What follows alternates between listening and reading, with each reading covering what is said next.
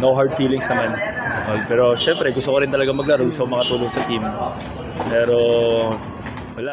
Nagulat ako sa balita, no? Hindi ko na-expect yun. But again, iniisip ko na lang na may purpose yun kaya nangyari yun. Siguro hindi hinayaan na makalaro kasi bukod sa meron akong groin injury, naapektuhan din yung hip ko eh. Yung hip reflexor ko. So parang mahirap naman din kung pipilitin ko.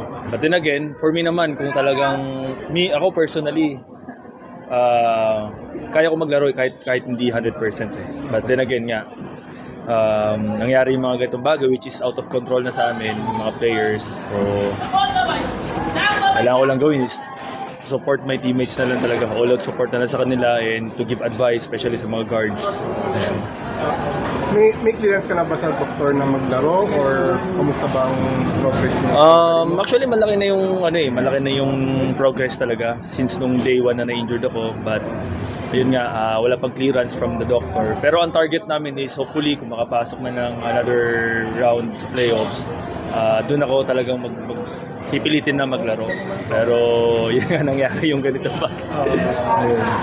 Decision ng coaches yun. Decision ng coaches yung naging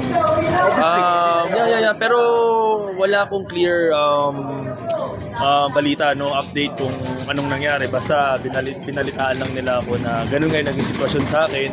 Pinaintindi naman nila sa akin. So of course, we are professional naman dito, so tanggapin natin kung anong decision talaga.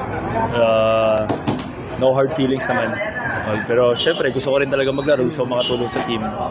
Pero wala eh, ang mangyari ko lang, ang tanging magagawa ko lang is yung presence ko sa loob na sa bench, na nandun ako, na nakikita nila ako, na nakasuporta sa kanila.